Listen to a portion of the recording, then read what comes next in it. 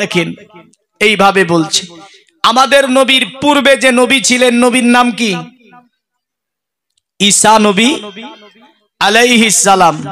তা ঈসা নবী আলাইহিস সালাম বসে আছে আল্লাহ নবী ঈসা আলাইহিস সালামকে আপনার তিনার সহচর সাথী বিন্দু হাওয়ারি বলে গোত্র ছিল তারা আসার পরে জিজ্ঞাসা করে নবী ঈসা পৃথিবীর জমিনে আল্লাহ পাক আপনাকে শেষ নবী করেছে নাকি আপনার পরে আর কোন নবী রাসূল এই ধরাতে আসবে কারণ আমার আল্লাহ আপনার পরে কি কোন নবী রাসূল পাঠাবে দুনিয়ায়। ঈসা নবী বলেছিলেন আমার সম্প্রদায় শোনো পৃথিবীর জমিনে আমি ঈসা নবী শেষ নবী নয় আমার পরে এই ধরাতে একজন নবী আসবে যে নবীর নাম হবে আহমদ। জোরে বলেন সুবহানাল্লাহ। পবিত্র কোরআনে বলে ওয়া মুবাশশিরাম বিরাসূলিয়াতি মিন বাদি ইসমুহু আহমদ। মানে আল্লাহ নবী ঈসা বলেছিল আমার পরে এই ধরাতে একজন নবী আসবে যে নবীর নাম হবে আহমদ। এ আমার সম্প্রদায় যদি তোমরা আহমদের জামানা পেয়ে যাও যদি আহমদকে তোমরা পেয়ে যাও তাহলে ওই নবীকে তোমরা মেনে নেবে। এই কারণে আপনার অথর্ব বেদ বলল আহমিদ্দীপ পিতুসপুরি মেধামৃতস্য জগ্রব পৃথিবীর জমিনে আহমদ নামে একজন ব্যক্তি আসবে আল্লাহ পাক ওনাকে জ্ঞান গরিমা দেওয়ার পরে দুনিয়ার জমিনে পাঠাবে এত জ্ঞান দেবে ওই আহমদকে যে পৃথিবীতে যত জ্ঞান সমস্ত জ্ঞান তাকে যিনি দেবেন তিনি হচ্ছেন মহান আল্লাহ। আল্লাহ সমস্ত কিছুর জ্ঞান দান করে আহমদকে দুনিয়াতে পাঠাবে। তাহলে আমার নবীর নাম হচ্ছে একটা কি আহমদ। এই আহমদ সম্পর্কে ঈসা নবী বলেছিল। আচ্ছা ঈসা নবীকে কারা মানে? খ্রিস্টান যাকে কোরআনে বলছে নাসারা। এই ভারতবর্ষের সরজমিনে এই যে রবিবার ছুটি এটা কার ছুটি? আমাদের শরীয়তের পূর্বে যে দিনটা ইবাদতের জন্য ইনজিল শরীফে নির্ধারণ করা হয়েছিল ওই দিনটা ছিল ইতওয়ার মানে দিনটা ছিল রবিবার। কি বার ছিল? রবিবার। অতঃপর কোরআন নাজিল হয় আমার আল্লাহ পাক সূরা জুমার আয়াত নাজিল করেন ইয়া আইয়ুহাল্লাযীনা আমানু ইযা নুদিয়া লিস-সালাতি মিন ইয়াউমিল জুমআহ।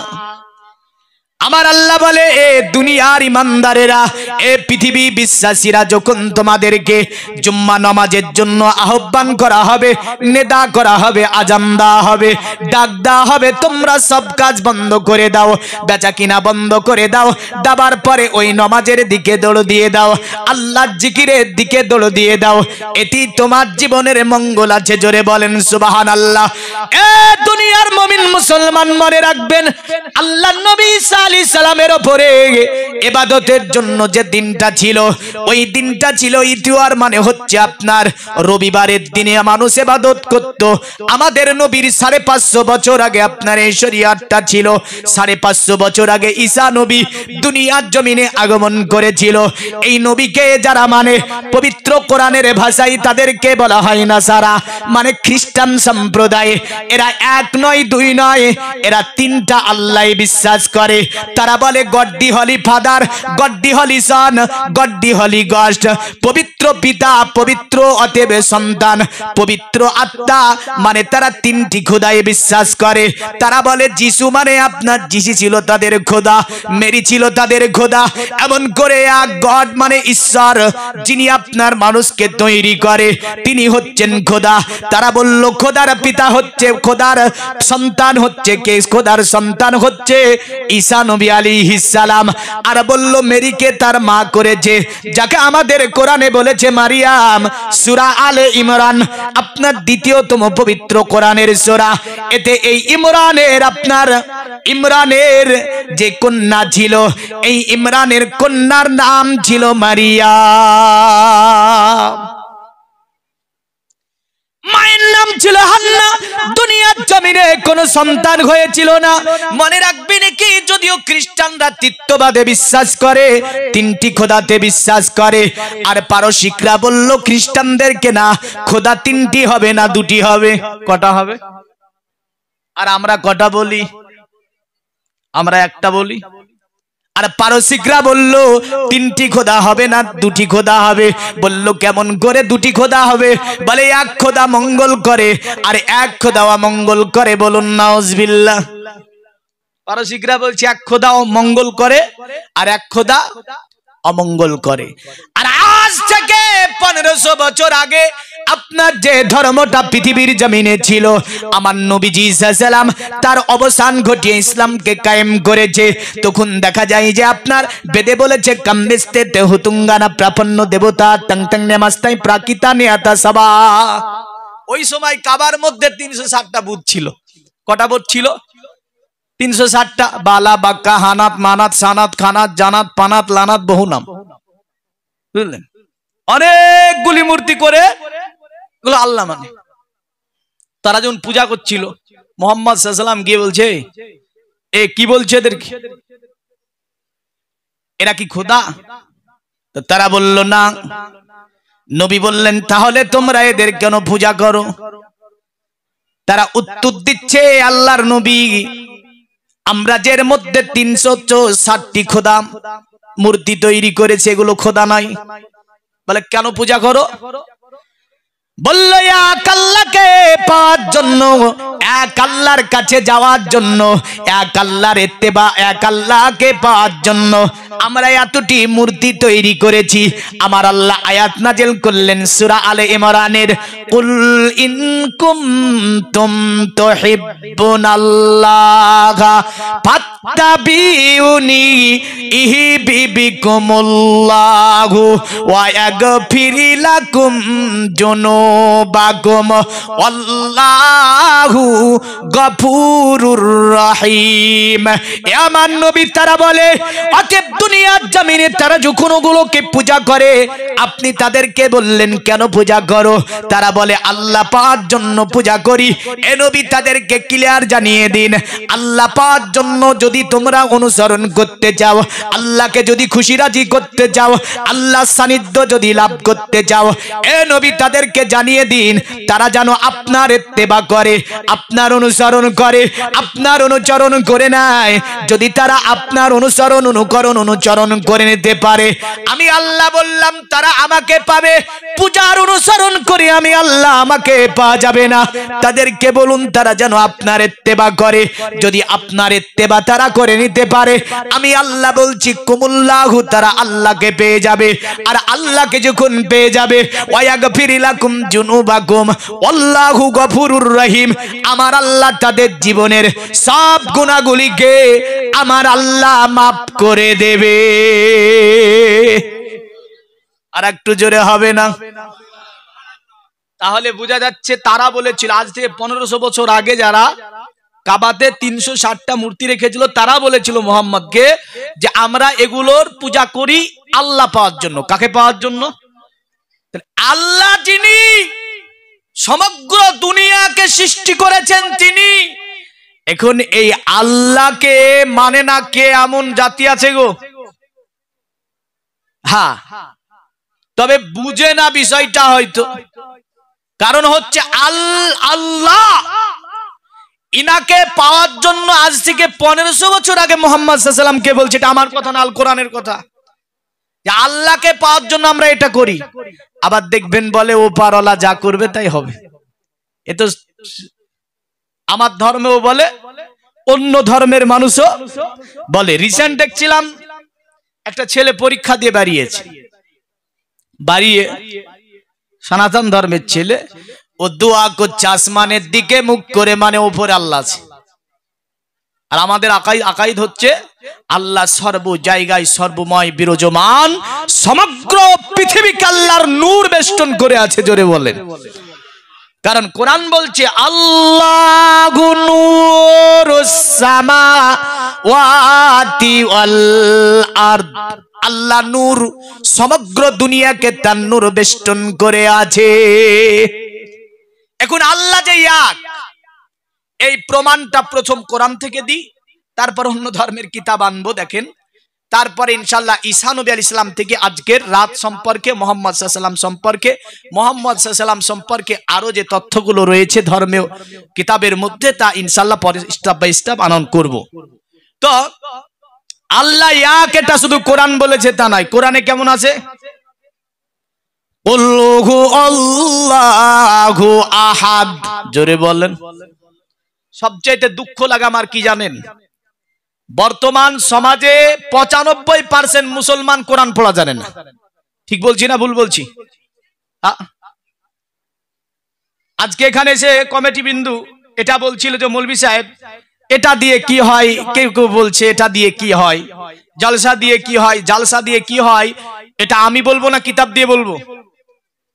এই কিতাব দিয়ে বললে ভালো হবে না?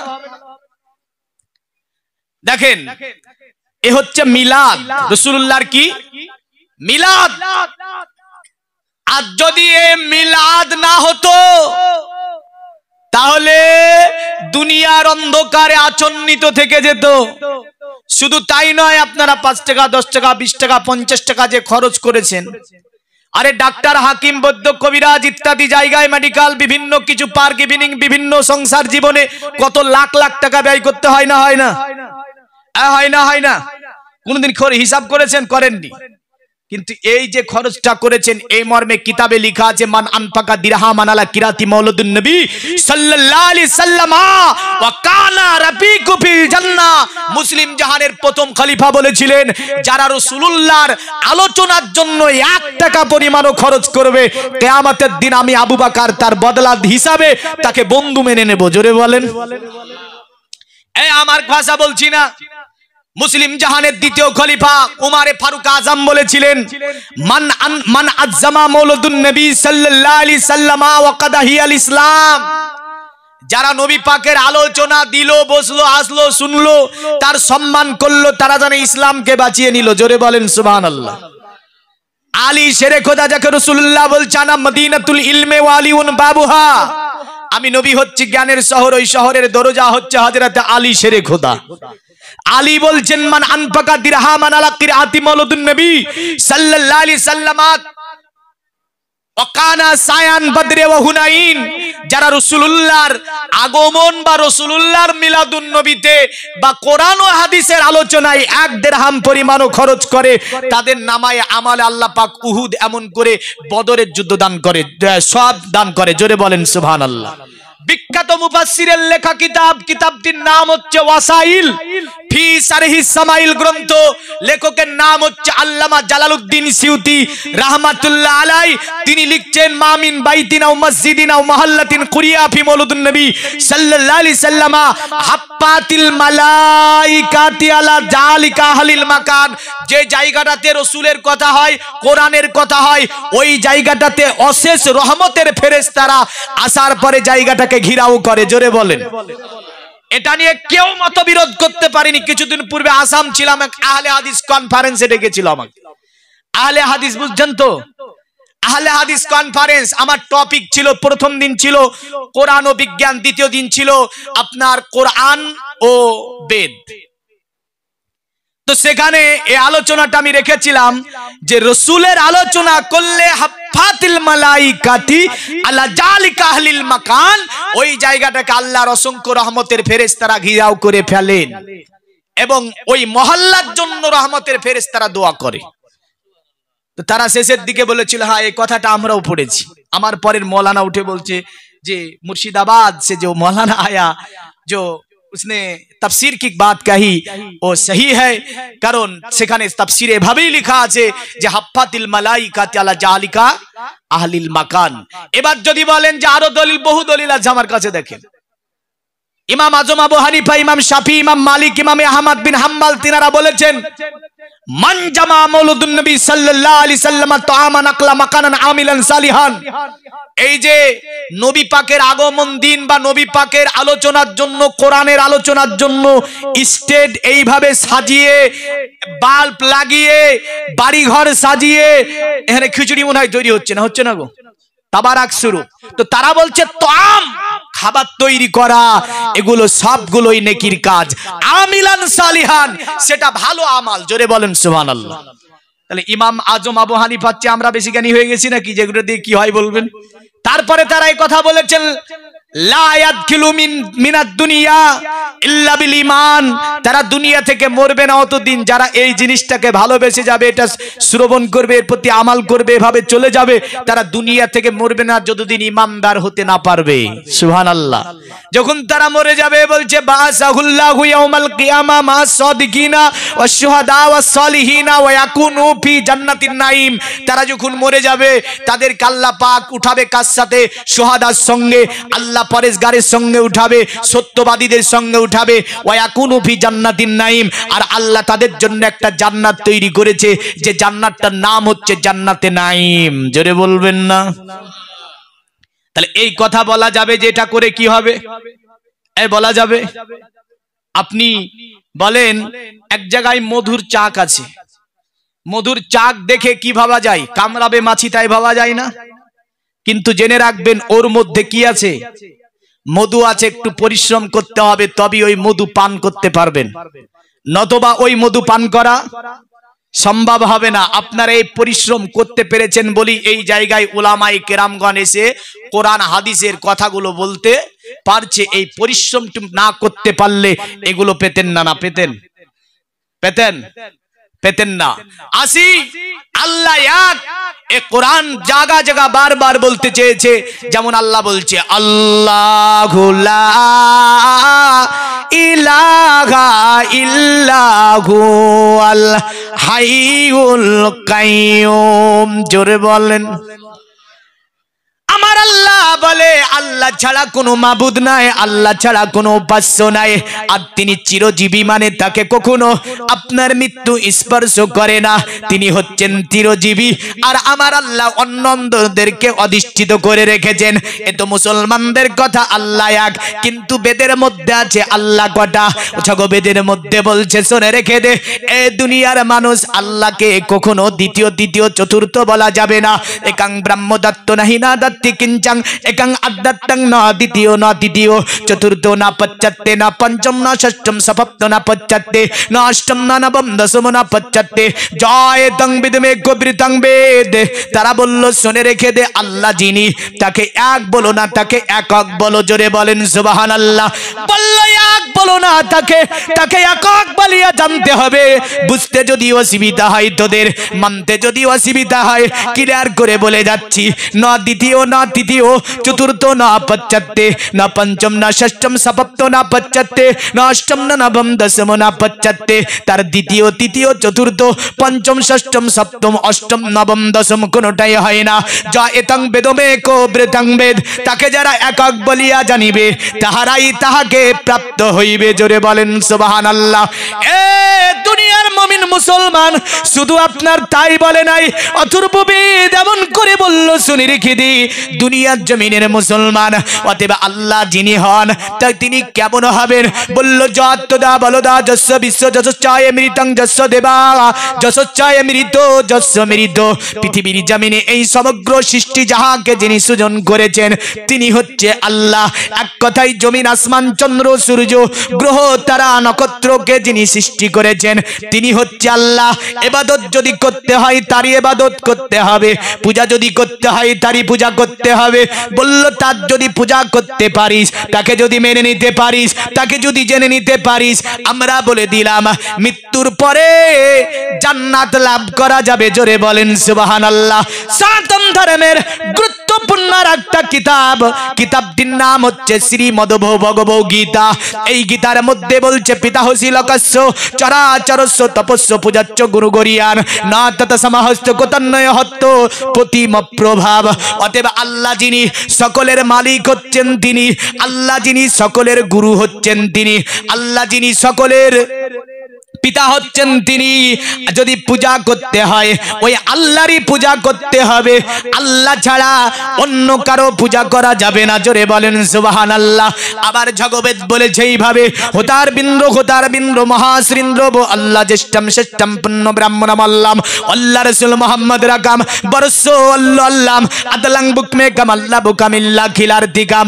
কারণ আল্লাহ যিনি সকল দেবতার মেন দেবতা হচ্ছে তিনি, আল্লাহর উপরে আর কোনো দেবতা হতে পারে না, আল্লাহর উপরে কোনো আর দেবতা হয় না। তোরা যদি মানতে হয় আল্লাহকে মেনে নে, আর আল্লাহকে আল্লাহ বলি জানিতে হবে। তারা বলল আল্লাহ রসুল মোহাম্মদ অতি বরণীয় নবী, বরসাল্লাম, আল্লাহ হচ্ছে আল্লাহ। আতলাং বুকমি কামাল্লা বুকামিল্লা খিলার দিগাম, আল্লাহ আব্বায়কাই নিরঞ্জন নিরাকার, ওয়াহাদাহু লা শারীকা হুম্মা সাল্লাল্লাহু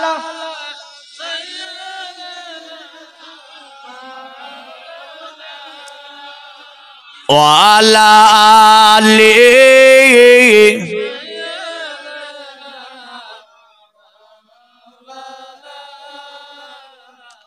আরে একদিন তোমাকে পরিয়ে কাফন, আত্মীয় স্বজন করে বেদাফন, হঠাৎ চলে যাবে আদরের ধন, প্রিয় মা বাবার ভাসিয়ে নয়ন। যাবে না, যাবে না। তৈরি থেকো, তৈরি রেখো, কবরে মান সমান, একদিন তোমারি নাম মসজিদে হবে এলান, একদিন তোমারি নাম মসজিদে হবে এলান। হবে না, হবে না। নমাজ রোজা হজ যাকাত যা আছে অন্য ধর্মের মানুষে যদিও না মেনেছে, কিন্তু কুল্লু নাফসিন জায়কাতুল মাউতকে মেনতে বাধ্য হয়েছে, না হয়নি? পৃথিবীতে 3000-এর অধিক ধর্ম বর্তমান। সব ধর্মের মানুষ এক বাক্যে স্বীকার করতে বাধ্য যে একদিন আমাদেরকে মরে যেতে হবে, কবরে চলে যেতে হবে। হ্যাঁ, তৈরি থেকো, তৈরি রেখো, সুন্নতি আমালি মান, একদিন তোমারি নাম মসজিদে হবে এলান, একদিন তোমারি নাম মসজিদে হবে এলান। নামে সামন জারি করিবে এত, বন্ধ হয়ে যাবে জীবন নাটক, বাহাদুরি থাকিবে না দেহে যাইবন, ফুরিয়ে বসন্ত আসিবে শ্রাবণ, তৈরি থেকো, তৈরি রেখো, কোরআনি আমালি মান, একদিন তোমারি নাম মসজিদে হবে এলান, একদিন তোমারি নাম মসজিদে হবে এলান। তৈরি থেকো, তৈরি রেখো, কবরে মান সমান, একদিন তোমারি নাম মসজিদে হবে এলান। আল্লাহুম্মা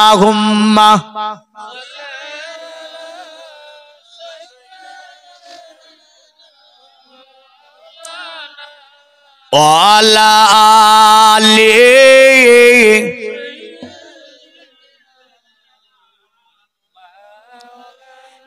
পৃথিবী মুমিন মুসলমান, আমাদের নবী পূর্বের নবী ঈসা আলাইহিস সালাম, তিনি আপনার একদিন যেন জঙ্গলের ভিতর দিয়ে চলে যাচ্ছেন।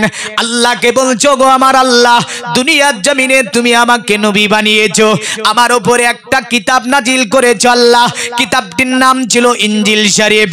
এই ইনজিলের সঙ্গে এমন করে কোরআনের সঙ্গে মেল রয়েছে, তাওরাতের সঙ্গে কোরআনের মেল হয়ে রয়েছে, জাবুরের সঙ্গে কোরআনের মেল রয়েছে, কিন্তু কোরআনের একাধিক একাধিক জায়গায় মিল খাবে না, বেদের সঙ্গে কোরআন মিলে না, আপনার জান্দে বাস্তার সঙ্গে কোরআন মিলে না, মহাভারতের সঙ্গে কোরআন মিলে না। কারণ পৃথিবীর জমিনে আপনার বেদ রচনা করেছে মনীষীরা, জান্দে বাস্তা রচনা করেছে জ্ঞানীগুণী মনীষী জ্যোতিষীরা, এমন করে সাহেব রচনা করেছে মনীষী জ্যোতিষীরা। কিন্তু মনে রাখবেন পৃথিবীর জমিনে কোরআন যিনি রচনা করেছেন তিনি আমার আল্লাহ। ইনজিল যেটা আসল আসমান থেকে এসেছিল ওটাও রচনা করেছে আমার আল্লাহ। তাওরাত যেটা নাজিল হয়েছিল হযরতে মুসা নবী আলাইহিস সালামের উপরে, এটাও নাজিল করেছিল আমার আল্লাহ। এমন করে জাবুর কিতাব নাজিল করেছিল নবী দাউদ আলাইহিস সালামের উপরে, এটাও আসমানি কিতাব ছিল আমার আল্লাহ। হযরতে দাউদ নবীর উপরে নাজিল করেছিল।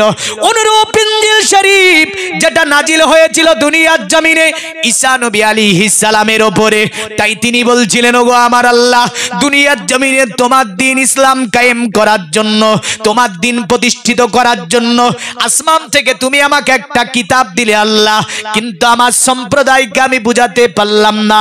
আমার সম্প্রদায় আমাকে তোমার বার পুত্র বলে, আমার মাকে তোদের দ্বারা খোদা বলে। কালকে আমাদের দিনে ময়দানে মাঝারে আমি ঈসা নবী আমাকে যদি তুমি জিজ্ঞাসা করো হয়তো আমি উত্তর দিতে পারবো না। ঈসা নবীর মনটা বড় খারাপ ছিল এই সম্প্রদায়কে নিয়ে। বুঝলেন, গভীর এক অরণ্য জঙ্গলের মধ্যে ঈসা নবী আপনার আল্লাহর স্মরণ করে এমন করে কান্না করে চলে যায়।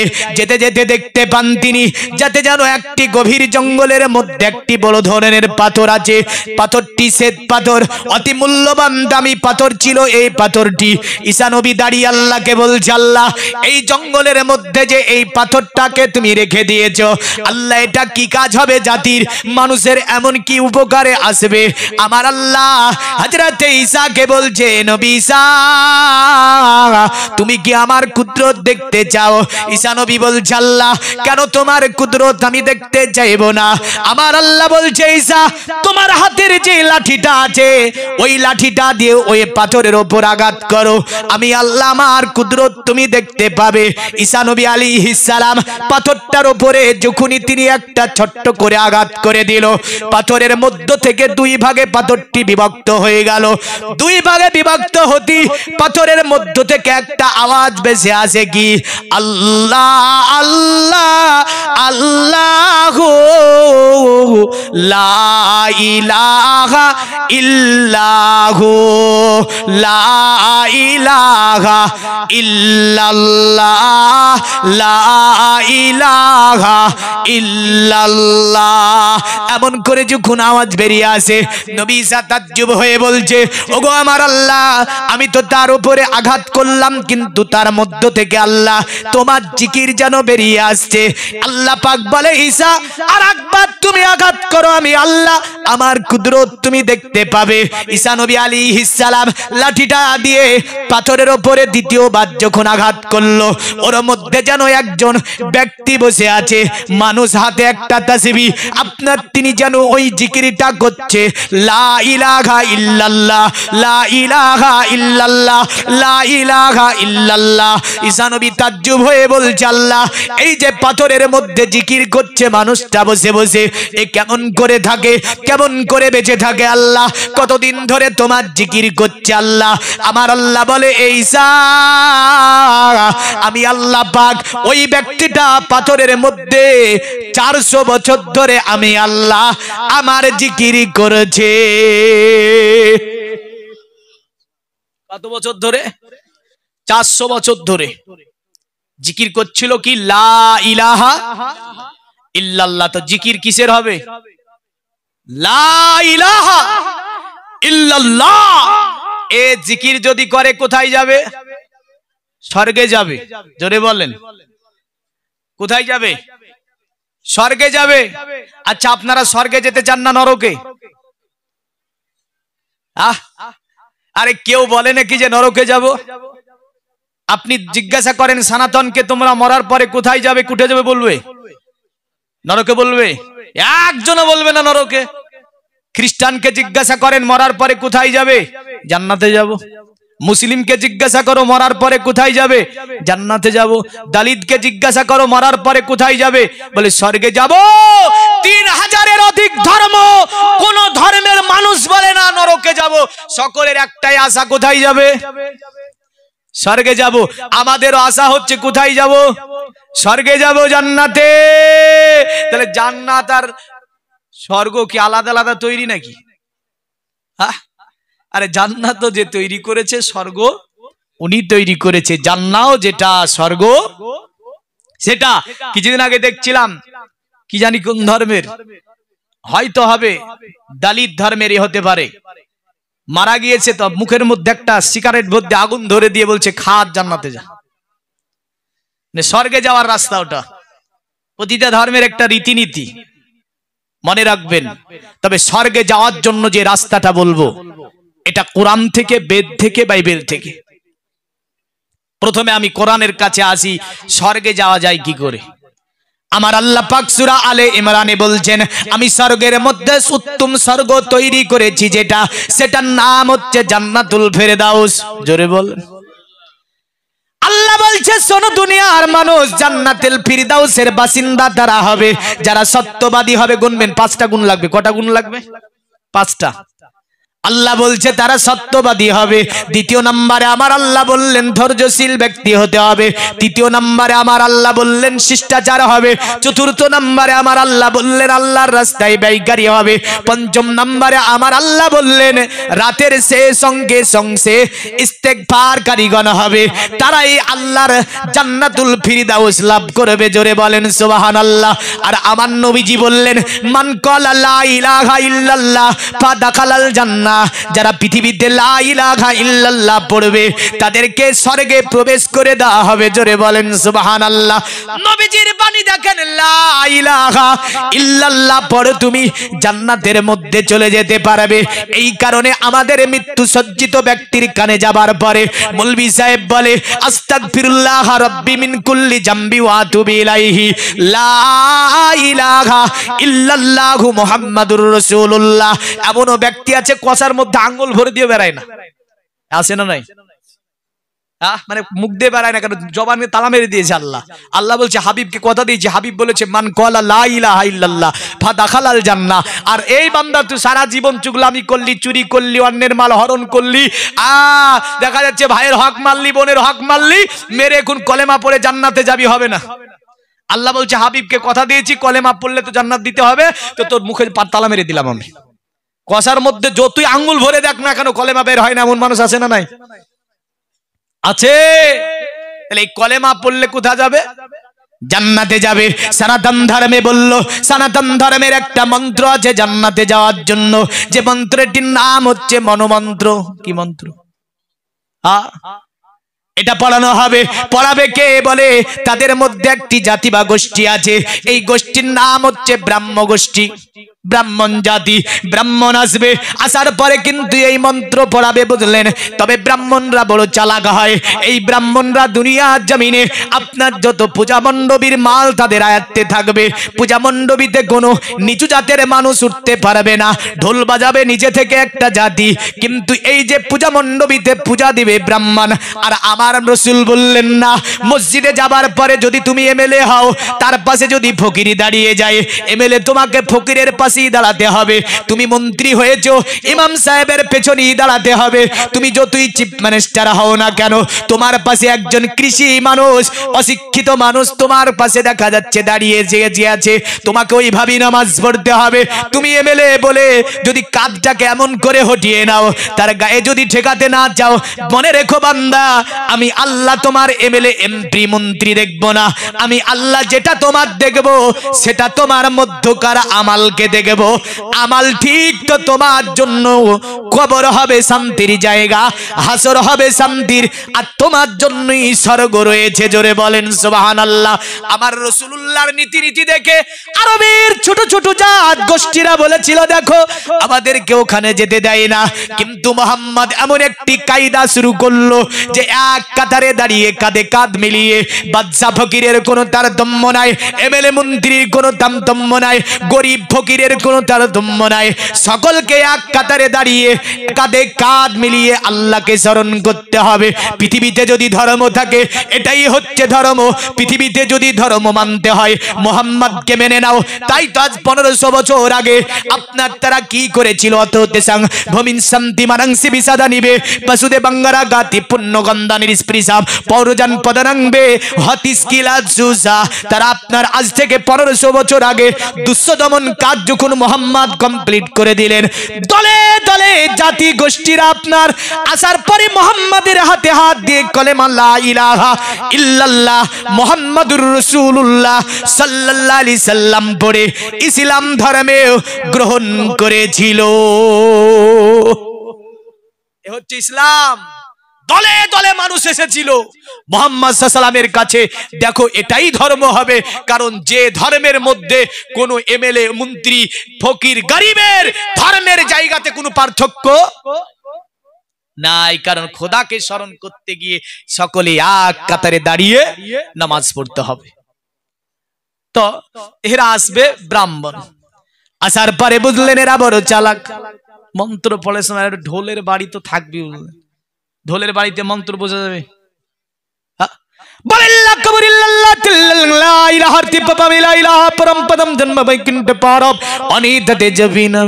একদম জোরে একটা মার বাড়ি তো আর কিছু বুঝলেন, কিছু বোঝা যাবে না। বলে মোহাম্মদাম, হ্যাঁ মানে কি এর মনোমন্ত্র বলতে চায় এটা। এ বান্দা শুনে রেখে দে, লা ইলাহা তিপাপাম লা ইলাহা পরমপদম জন্ম বৈকুণ্ঠে পারা আপনি তাতে জপি নামে মুহাম্মাদাম।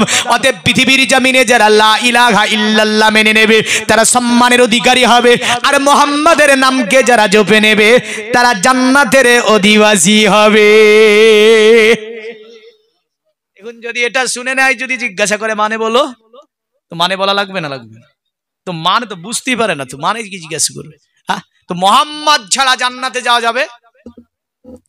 আরে মোহাম্মদের নাম জপেছিলি বুলবুলি তুই আগে, তাই কিরে তোর কণ্ঠের গান এতই মধুর লাগে ওরে, এতই মধুর লাগে। জোরে বলবেন না?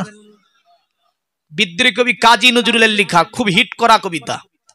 ওরে গোলাপ তুই কি প্রথম ছুঁয়েছিলি নাবির কাদম, সেই খুশবু আজ কেউ যে তোর আতরে জাগে ওরে,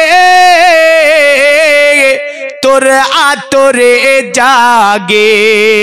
মোহাম্মদের নাম জপেছিলি বুলবুলি তুই আগে, তাই কিরে তোর কণ্ঠের গান এতই মধুর লাগে ওরে, এতই মধুর লাগে। মোর নবীকে লুকিয়ে রেখে তার পেশানির জ্যোতি মেখে। জোরে বলি, আর একটু জোরে বলতে হবে।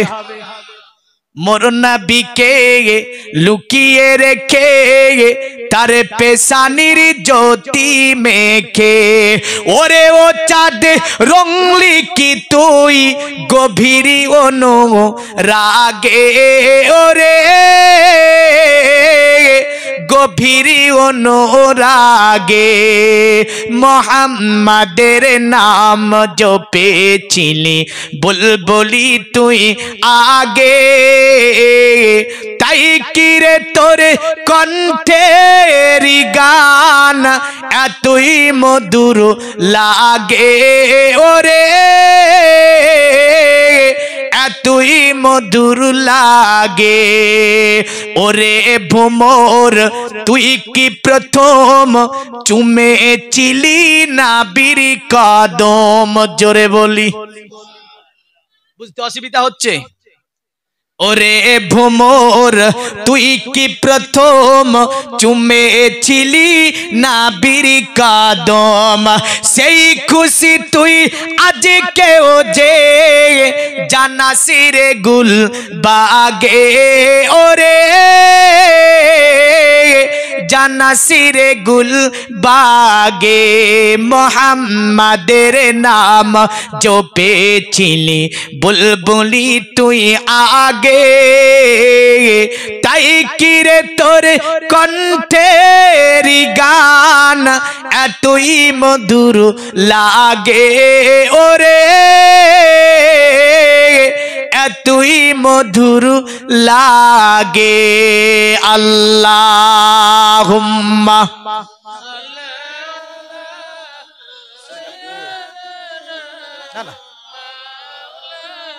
ওয়ালা আলি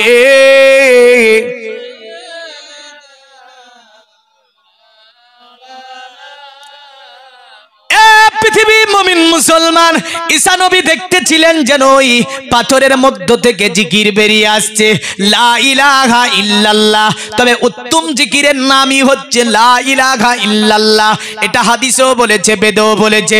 পণ্ডিতকে যেমন জিজ্ঞাসা করা হয়েছিল, বলো পণ্ডিত কোন জিকির অতি উত্তম হবে, তো তিনি বলেছিলেন ইল্লা কবর ইল্লাল্লাহ, তো ইল্লাল্লাহ ইল্লাল্লাহ জিকির ছাড়া পৃথিবীতে অন্য কোনো জিকির হবে না।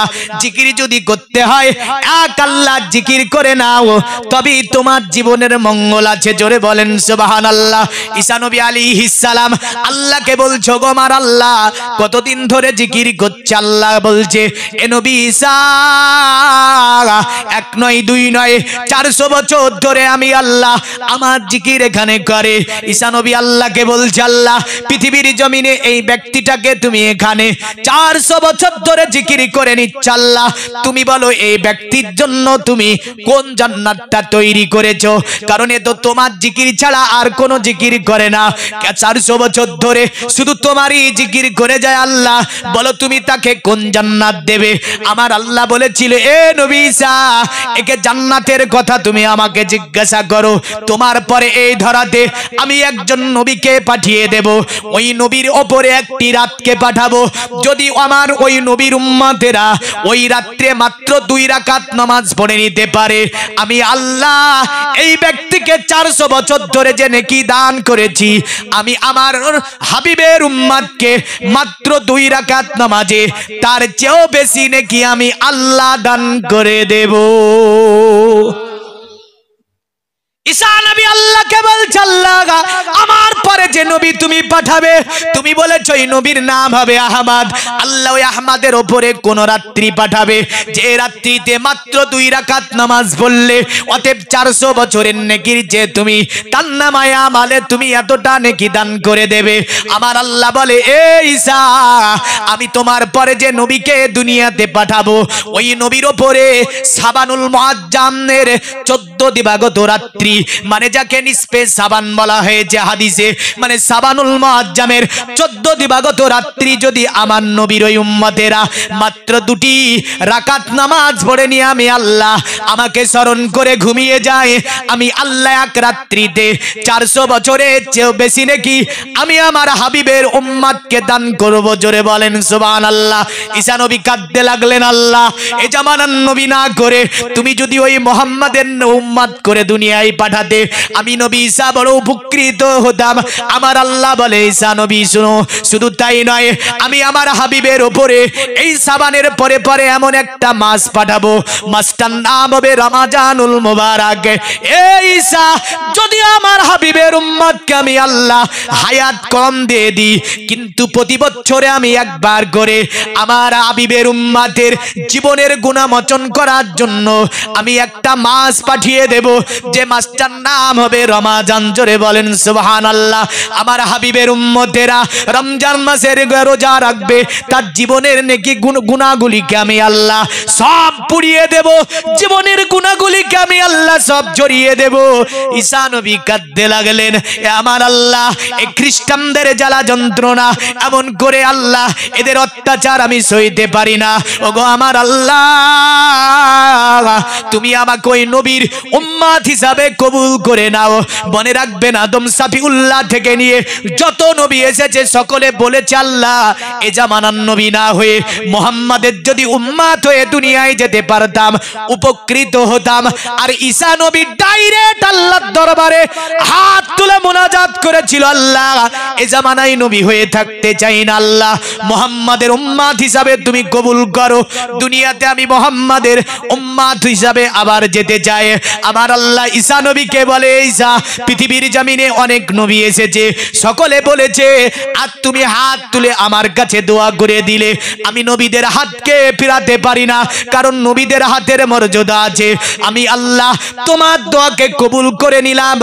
আমার নবী ঈসা, আমি তোমাকে আসমানে উঠিয়ে নেব আর আমার নবীর উম্মত করে দুনিয়ার জমিনে আবারও পাঠিয়ে দেব। এই মাস চলছে না, চলছে না, শুরু হয়েছে সাবান।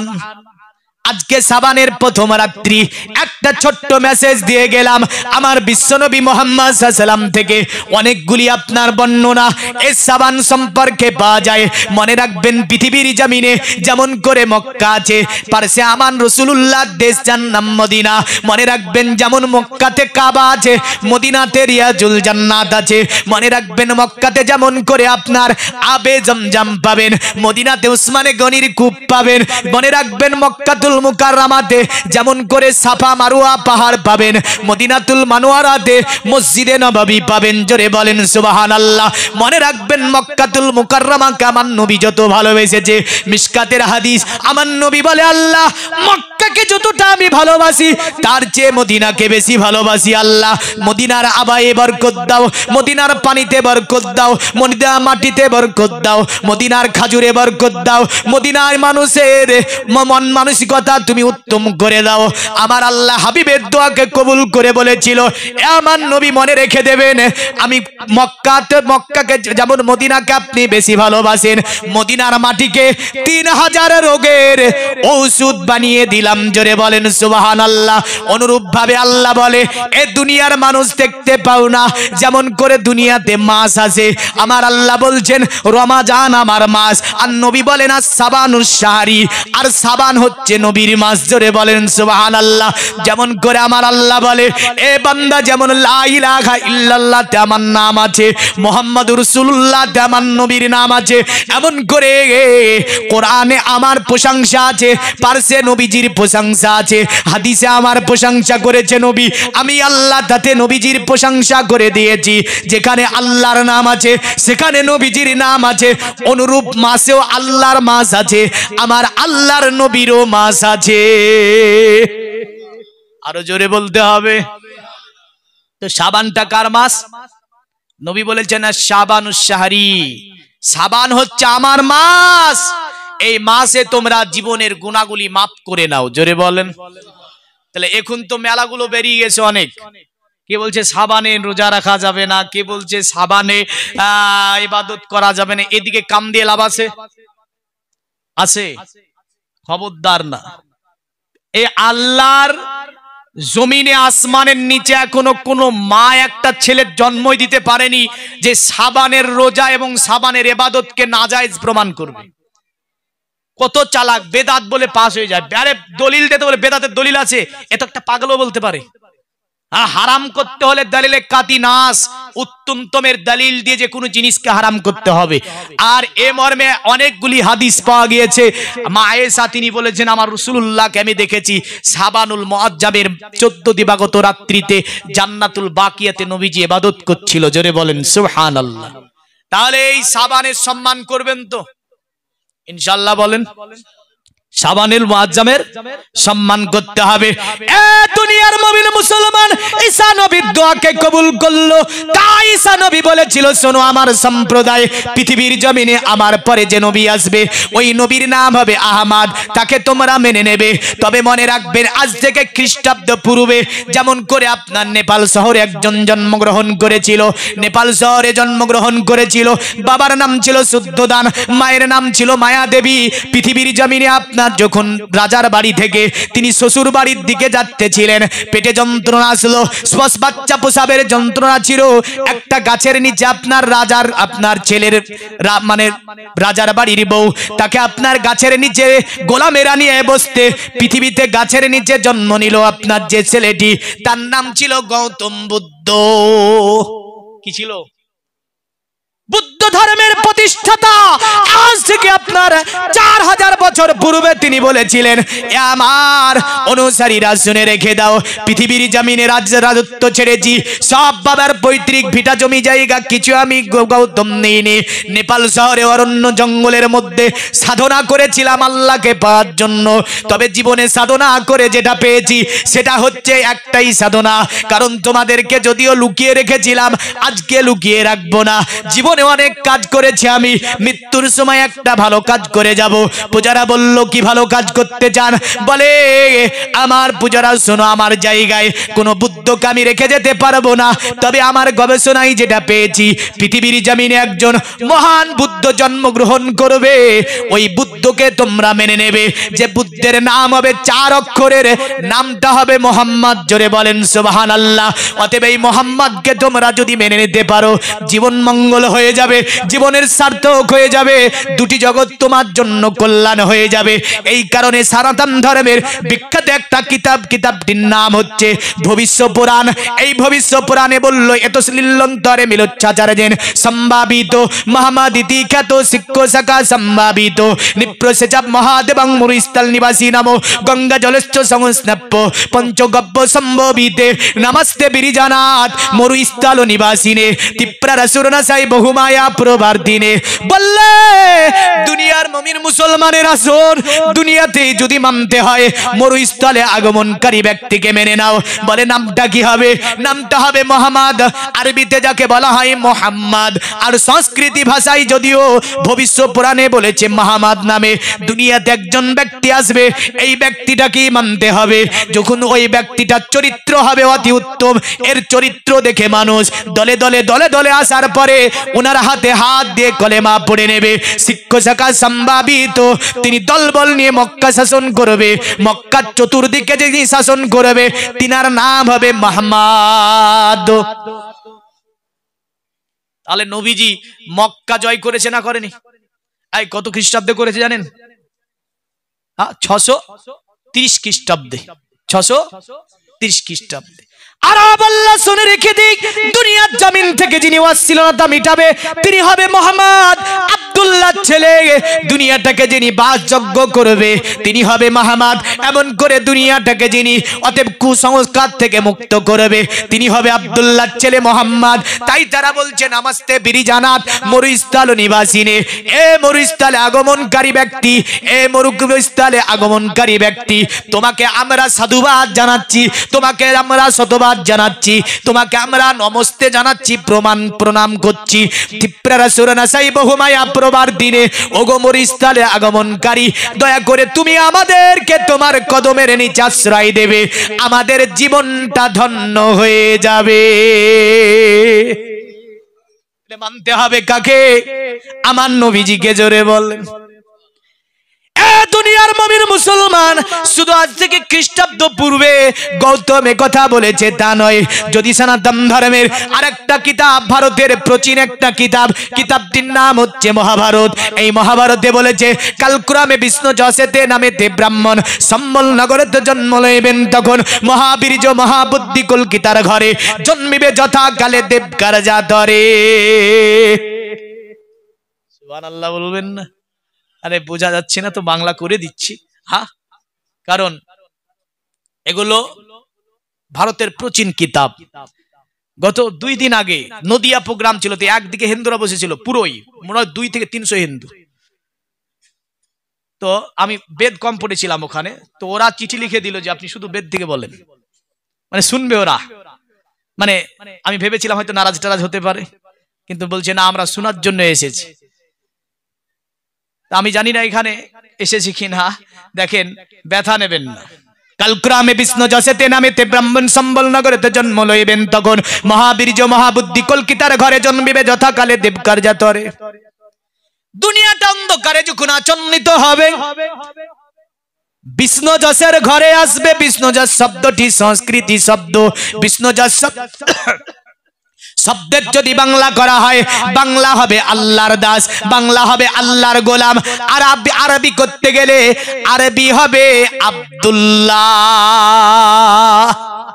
কি হবে? আব্দুল্লাহ, যাকে বিষ্ণু যশ বলেছি। মহা দুর্বব্রাহ্ম এমন করে তারা বলেছে, যেমন করে এই যে আপনার বললাম ব্রাহ্ম শব্দটি, ব্রাহ্ম শব্দটি হচ্ছে সংস্কৃতি শব্দ। ব্রাহ্মণ কারা? বেদ বলছে ব্রাহ্মণ তারা যারা আল্লাহর ইবাদতে নিজেকে পৃথিবীতে মনোনিবেশন করে দিল, পৃথিবীতে তারাই হবে ব্রাহ্মণ। কিসে? আল্লাহর ইবাদতে, মানে ঈশ্বরের সাধনাতে যে ব্যক্তি নিজেকে মনোনিবেশন করলো পৃথিবীতে, তারাই হচ্ছে ব্রাহ্মণ জাতি। এখন কে ঈশ্বরের ইবাদত করে আর কে করে না, তো জানায়। হ্যাঁ, বলল শুনে রেখে দে, এর যদি আরবি করেন তাহলে বাংলা করলে হবে একটি প্রভাবশালী গোত্র। কি গোত্র? প্রভাবশালী গোত্র। আর যদি আরবি করতে যান, আরবি হবে কুরাইশ, কুরাইশ গোত্র। আমার নবী কোন গোত্রে এসেছে? কুরাইশ। বলল সম্বল নামে জায়গাতে উনাকে পাঠানো হবে। সম্বলে বিষ্ণু যশেতে গৃহে মহাদুর্বব্রহ্ম সুমাতাং সুমাতাং মধুরী বিবো, মানে সম্বল নামে জায়গাতে তাকে পাঠানো হবে। সম্বল শব্দটি সংস্কৃতি শব্দ। সম্বলের বাংলা করলে হবে আমানতের এলাকা, সম্বলের বাংলা করলে হবে শান্তির শহর, সম্বলের বাংলা করলে হবে সংরক্ষিত শহর, আরবি করলে হবে ওয়াহাজাল বালাদিল আমিন। পবিত্র কোরআন সূরা ৩ আল্লাহ বলেন, অতএব আমি এই আমানতের শহর মক্কার কসম করেছি। জোরে বলেন সুবহানাল্লাহ। আমার নবী আল্লাহকে বলে, আল্লাহ তুমি মক্কার কসম করেছো, মক্কাতে কাবা আছে তার জন্য। আমার আল্লাহ বলে, না গো নবী না। আমার নবী বলে, আল্লাহ কাবার মধ্যে হাজরে আসওয়াদ পাথরের জন্য। আল্লাহ বলে, না গো নবী না। আমার নবী আল্লাহকে বলে, আল্লাহ সাফা মারুয়া পাহাড়ের জন্য। আল্লাহ বলে, না গো নবী না। নবী বলে, তাহলে ওই যে আরাফাতের ময়দানের জন্য। আল্লাহ বলে, না গো নবী না। আল্লাহ আপনার সূরা ফজর নাজিল করে বলছে, লা উকসিমু বিহাজাল বালাদ ওয়া আনতা হিল্লুম বিহাজাল বালাদ ওয়া ওয়ালিদিউ ওয়া মা ওয়ালাদ। এ নবী মক্কাতে আপনি জন্মগ্রহণ করেছেন, আপনার পুত্র পুরুষ যারা তারাও মক্কাতে জন্মগ্রহণ করেছে। এই কারণে আমি আল্লাহ মক্কার কসম করেছি। তো নবী কোথায় জন্ম নিয়েছে? মক্কাতে, যাকে সংস্কৃতি ভাষায় কি বলা হয়? সম্বল। পণ্ডিতকে বললে, পণ্ডিত তুমি বললে সম্বলে আসবে, আর তার অতএব বিষ্ণু যশের ঘরে আসবে। ছেলেটির নাম কি হবে? ছেলেটির নাম অথর্ব বেদে বলতে গিয়ে বলে দিল, শুনে রেখে দে। ছেলেটির নাম হবে নরাসং সুদিষ্টজম পসং সপ্রতস্তমাং। ছেলেটির নাম হবে নরসং। নরসং শব্দটি হচ্ছে আপনার সংস্কৃতি শব্দ। নরসংয়ের যদি বাংলা করা হয়, বাংলা হবে প্রশংসিত।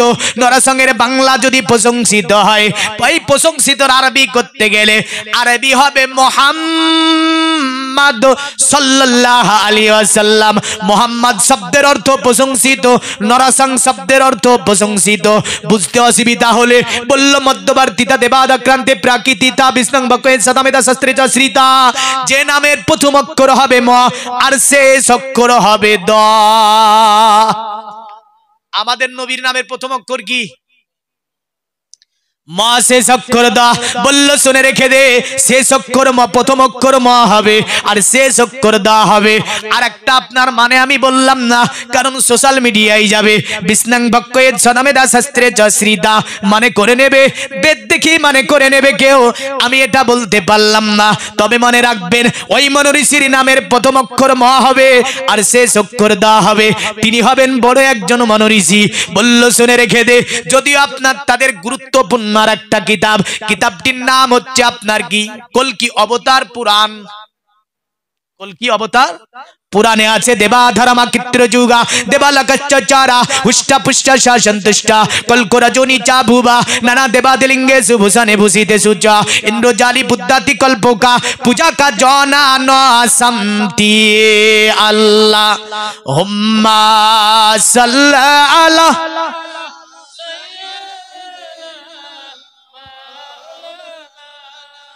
ওয়ালা আলি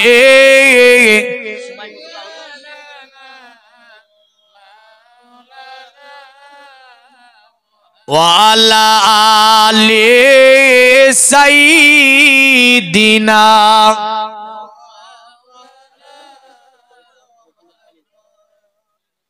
ইয়া রাসূলুল্লাহ, জোরে বলুন। মন্ত্রে মানে করে দেবো, একটা একটা করে মানে করে দেবো। হ্যাঁ, ইয়া হাবিবাল্লাহ, দুই সাথীকে পাশে তে নিয়ে হায় আরামে আছো নিঝুম নিরালায়, জোরে বলুন। দুই সাথীকে পাশে তে নিয়ে হায় আরামে আছো নিঝুম নিরালায়, সারা দাও রাসূলুল্লাহ, ডাকে যে আশিকো তোমার, ইয়া রাসূলুল্লাহ ইয়া হাবিবাল্লাহ, নূরেতে উজ্জ্বল চেহারা তোমার, দেখিলে হারাম দুজখেরি নাম, জোরে বলা যাবে না। নূরেতে উজ্জ্বল চেহারা তোমার, দেখিলে হারাম দুজখেরি নাম, তুমি কবে দিবে এ মুলাকাত, দিদার দাও আমারে ইয়া রাসূলুল্লাহ ইয়া হাবিবাল্লাহ, আল্লাহুম্মা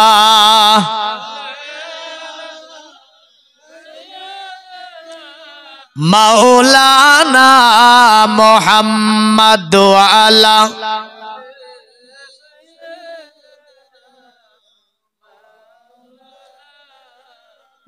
কল্কি অবতার পুরাণে দিবাধর্মা চিত্র যুগা দেবালকশ্চারা হুষ্টা পুষ্টা সন্তুষ্ট কল্ক রজনী চা ভুবা নানা দেবাদিলিঙ্গে ভূষণে ভূষিতে সুচা ইন্দ্রজালি বুদ্ধাতি কল্পকা পূজা কা জননা শান্তি। বলল শুনে রেখে দে, যে দেব মূর্তি পূজা করিস না কেন, অবতার কলির কল্কি দুনিয়াতে পদার্পণ করবে যখন, দেব মূর্তিরা পর্যন্ত অবতার কলির কল্কিকে সম্মান জানাবে, জোরে বলবেন না। এখন অবতার কলির কল্কিটাকে ইনার সংজ্ঞারও কি আছে বেদ পুরাণ ভবিষ্য পুরাণে, একটু তো বলে দিয়ে যাব যে অবতার কলির কল্কিটাকে। তবে হ্যাঁ মনে রাখবেন, হুষ্টা পুষ্টা সন্তুষ্ট কল্ক রজনী চা ভুবা, অবতার কলির কল্কি দুনিয়াতে আসাতে যে গাছ ফুল ফুটাতে পারেনি জীবনে, সেই গাছে ফুল ফুটবে। যে গাছে ফল ধরে না সেই গাছে ফল হবে, জোরে জোরে। যে পশু দুগ্ধ দিতে পারেনি সেই পশুর স্তনে দুগ্ধ আসিবে। যে পশু ঘাস খাওয়া অভাবে খাবার অভাবে দুর্বল হয়ে গিয়েছিল ওই পশুগুলি অটোমেটিক সাব্বল হবে। এটি একটা সনাতন ধর্মের কিতাবে লেখা আছে কিন্তু যে হুষ্টা পুষ্টা সন্তুষ্টা মানে যে মরুভূমিতে জীবনে পানির অভাবে ঘাস বেরায়নি ওই মরুভূমিতে ঘাস বেরাবে। জোরে বলবেন না? মানে সবগুলো সন্তুষ্ট হবে। অবতার কলকি দুনিয়ার পদার্পণ করলে তিলকবাজি চলবে না। খুব মারাত্মক হিট করা কথা। বলে কেন গো চলবে না? বলে তার অবসান ঘটাবে। ইন্দ্রজালিকদের কল্প কাহিনী দিয়ে মানুষকে ভুগিয়ে ভাগা রাখা যাবে না। অবতার কলকি এসে দুনিয়াতে এগুলো যেন কি করবে? এগুলোকে মিটাবে। মিটানোর পরে অথোতে সংভবী শান্তি, দুনিয়াতে শান্তি কায়েম যিনি করবে তিনি হচ্ছে অবতার কলকি। এই অবতার কলকির মায়ের নাম কি হবে? বলে হম সুমাতং সুমাতং মাতুরি বিবো। ওই নারীটা যে অবতার কলকিকে জন্ম দেবে ওই নারীটা হবে, নাম হবে তার সুমতি। সুমতি শব্দের অর্থ সুন্দরী, সুমতি শব্দের অর্থ মাধুর্যবান, সুমতি শব্দের অর্থ চরিত্রবান। আরবি বলতে গেলে আরবিতে হবে আমেনা। এই আমেনা নারী উনাকে জন্ম দেবে। হ্যাঁ, তাহলে আমার নবীজির মায়ের নাম কি ছিল? আমেনা। অথর্ববেদ বা জগবেদ আপনার এইভাবে বলেছে যেমন করে অবতার কলকি কেমন হবে? বলে ওয়াসবমাসুগমারুহে দেবদত্তং জগৎপতি রসিনা সাধুদামার নমস্তে সবার যে গুণানিবিতান চিররান্না সোনা কোনাং হইনা প্রতিমুদ্দা তিং নিপ্রলিঙ্গ 14 দোষান কোটি সোনি অনুসতি অতুতিসাং ভবিষ্যন্তি মানং সিবিসাদা নিবে বাসুদেবাঙ্গারা গাতি পুণ্যগন্ধা নিরিস্প্রি সম্পর জনপদানংবে আতিস কিলান সুসা। এই অবতার কলকি যিনি হবে তিনি বিশ্ব মানব হবে। জোরে বলেন। আমার নবীজি বিশ্ব মানব কি মানব না? এই বিশ্বের জমিনে যিনি মানবকে মানব হিসাবে প্রতিষ্ঠিত করলেন তিনি মোহাম্মদ। বাবা মায়ের খিদমত আপনার জানতো না ছেলেরা? দুনিয়ার মুমিন মুসলমান ব্রেনটা একটু হাজির করে দেখবেন বিশ্ব নবী যখন মক্কাতে দেখলেন ছেলেরা বাবা মাকে খিদমত করে না, নবীজি আমভাবে বললেন এ পৃথিবীর সন্তানেরা রাগিমা আনফুহু রাগিমা আনফুহু রাগিমা আনফুহু। সাহাবীরা বসেছিল, নবীজি ওই সময় বলছে তাদের নাকগুলি ধুলাই ধূসরিত হোক, তাদের নাকগুলি ধুলাই ধূসরিত হোক, তাদের নাকগুলি ধুলাই ধূসরিত হোক। একজন সাহাবী বলছে কিলামান ইয়া রাসূলুল্লাহ, আপনি কাকে বলেন এমন কথা যে তাদের নাকগুলি ধুলাই ধূসরিত হোক? নবীজি বললেন মান আদরাকা ওয়ালিদাইহি ইনদাল কিবারু আহাদুহুমা আও কিলাহুমা। নবীজি বললেন যে ব্যক্তি দুনিয়ার জমিনে বুড়া পিতামাতা পেল বা মা পেল বা বাবা পেল একজনকেও যদি পায়, আল্লাহর নবী বললেন ওয়ালাম আদখুলিল জান্নাহ, অতঃপর জান্নাত তো অর্জন করতে পারলো না, ওই ছেলেটির নাক ধুলাই ধূসরিত হয়ে যাক। নবীজি বললেন না মুসলিম ছেলে, নবীজি বললেন না হিন্দুর ছেলে, নবীজি বললেন না খ্রিস্টানের ছেলে, নবীজি বললেন না নাসারার ছেলে, নবীজি বললেন না দলিত আদিবাসীর ছেলে। নবীজি এক কথাই বললেন পৃথিবীতে তোমার মা, তুমি হিন্দু হও, জৈন হও, খ্রিস্টান হও, নাসারা হও, দলিত হও, আদিবাসী হও, তোমার মায়ের তোমাকে খিদমত করতে হবে। তোমার মা পূজা দেখ বা না দেখ, মন্দিরে যাক বা না যাক, এ ছেলে তোমার মায়ের তুমি খিদমত করবে। নবীজি বললেন তোমার মা নমাজ পড়ুক বা না পড়ুক, তোমার মা ইবাদত করুক বা না করুক, এ ছেলে তোমার মায়ের তুমি খিদমত করবে। যদিও একজন সাহাবী উঠে ওই টাইমে দাঁড়িয়ে বলেছিল ইয়া রাসূলুল্লাহ যদি আমার মা আমার প্রতি অন্যায় করে অত্যাচার জুলুম করে, নবীজি সাল্লাল্লাহু আলাইহি ওয়াসাল্লাম তিনি বললেন তিনবার যদি তোমার মা তোমার প্রতি জুলুমও করে, যদি তোমার মা তোমার প্রতি জুলুমও করে, যদি তোমার মা তোমার প্রতি জুলুমও করে, তবুও তোমাকে বাবা মার খিদমত করতে হবে। জোরে বলুন সুবহানাল্লাহ। যদিও মুসনাদে আহমদ মিশকাত এমন করে বাইহাকি নাসাইতে হাদিস বর্ণনা হচ্ছে, সাহাবী বর্ণনা করছে আন জাহিমা তাজাইলান নবী সাল্লাল্লাহু আলাইহি ওয়াসাল্লাম। জাহিমা বলে একজন সাহাবী নবীজির দরবারে চলে গেলেন, নবীজিকে বলছেন নবীজিকে বলছেন অকাজিতু, নবীজিকে বলছেন আরাতু আন আকজু, ওকে নবীজি আমি যুদ্ধ যাওয়ার জন্য ইরাদা করেছি, অকাজিতু আস্তাশিরুকা, আপনার মতামত আমি চাইতে এসেছি। নবীজি তার দিকে তাকিয়ে বললেন ক্বালা রাসূলুল্লাহ সাল্লাল্লাহু আলাইহি সাল্লাম মান লাম উম্মি, কি ব্যাপার তোমার কি মা তোমার বাড়িতে জীবিত নাই? তিনি বললেন কালা নাম, হ্যাঁ আমার মা আমার বাড়িতে জীবিত আছে। আল্লাহর নবী বললেন আলজিমুহা, তুমি তার খিদমত নিজের ওপরে অজীব করে নাও, কারণ আল্লাহর নবী বলছেন বা ইন্নান জান্নাতা ইনদা রিজলিহা, তোমার জান্নাত আছে তোমার মায়ের কদমের নিকটে। আরবের বুড়ো বুড়ো মানুষ যারা অন্য ধর্মের ছিল তারা বলে মোহাম্মদ তো মুসলমানের ছেলেকে শুধু বলে নাই যে বাবা মার খিদমত করো। মোহাম্মদ বলেছে যে ছেলেই হও না কেন, যে ধর্মেরই হও না কেন, যে জাতিরই হও না কেন, বাবা মার খিদমত করবে। নবীজির একটা আপনি উপদেশে দেখাতে পারবেন না নবীজি খাস করে মুসলমানকে বলে গিয়েছে। না, খাস করে নবীজি মুসলমানকে উপদেশ দেননি, নবীজির উপদেশ ছিল মানব জাতির জন্য। কারণ নবী শুধু মুসলমানের নবী তা নয়, নবী সকল জাতির নবী, সকলের ওপরে নবী, সকল সৃষ্টির ওপরে যাকে আল্লাহ নবী বানিয়েছে তিনি হচ্ছে আব্দুল্লাহ লাল মরুর দুলাল জনাবে মুহাম্মাদুর রাসূলুল্লাহ সাল্লাল্লাহু আলাইহি ওয়াসাল্লাম। জোরে বলবেন না? তো মানুষ দলে দলে এসে মুহাম্মদ সাল্লাল্লাহু আলাইহি ওয়াসাল্লামের কাছে এসে কলেমা পড়ে ইসলাম ধর্ম গ্রহণ করে নিয়েছিল, যার কারণে আল্লাহ বলেছিলেন ইন্নাকা আলা খুলুকিন আযীম, হে নবী আপনি উত্তম চরিত্রের অধিকারী। আপনার মতো চরিত্র পৃথিবীতে কোন জ্ঞানী গুণী বিজ্ঞানী জ্যোতিষী মনীষী থেকে নিয়ে কোন নবী রাসূল পয়গম্বর থেকে নিয়ে কেউ গঠন করতে সক্ষম হননি। যে আদর্শ আপনি বিশ্ববাসীকে দেখিয়েছেন, জোরে বলেন, যে উপদেশ আপনি বিশ্ববাসীকে দিয়েছেন, এ তাজ্জুবকর উপদেশ। আমরা কিন্তু ভাবি যে না, কারণ হাদিসগুলো যখন আমরা বলবো আমাদেরকে দেখতে হবে হাদিসগুলো মুতলাকান বলেছে কি কি। নবীজির শেষ জীবনের উপদেশ ছিল এইভাবে। যারা জেনারেশন পড়াশোনা মাদ্রাসা বোর্ডে করেছেন তারা এগুলো পড়ে থাকবে আশা করি। ইসলামের ইতিহাস নিয়ে যারা পড়াশোনা করেছে তারাও এগুলো পড়ে থাকবে আশা করি। বিদায় হজ্জে নবীজির ডাক ছিল এই নয় যে ইয়া আইয়ুহাল্লাযিনা আমানু বলে নবী ডাকেননি। প্রথমই বিদায় হজ্জে নবীজির ডাক ছিল ইয়া আইয়ুহান নাস, এই মানব সকল, জোরে বলেন সুবহানাল্লাহ। কি বলে ডেকেছিলেন? ইয়া আইয়ুহান নাস। বিদায় হজ্জ করছেন নবীজি 632 খ্রিস্টাব্দে, মক্কা জয় করলেন 630 খ্রিস্টাব্দে, হুদাইবিয়া সন্ধি হলো 628 খ্রিস্টাব্দে, নবীজি সাল্লাল্লাহু আলাইহি ওয়াসাল্লাম হিজরত করলেন 622 খ্রিস্টাব্দে। দীর্ঘ এই যে একটা সময়কে ইসলামের যুগ বলা হয়। আর এই যুগের মধ্য থেকে নবীজি তো ওই টাইমে বলতে পারতো 632 খ্রিস্টাব্দে মক্কা জয় করেছে, মক্কা নবীর হাতে, মদিনা নবীর হাতে, পার্শ্ববর্তী অনেক এলাকা নবীর হাতে। তো নবী তো ইয়া আইয়ুহাল্লাযিনা আমানু বলতে পারতো, বলে এই ইমানদার মুসলিমরা যারা ঈমান এনেছো তাদেরকে ডেকে বলতে পারতো।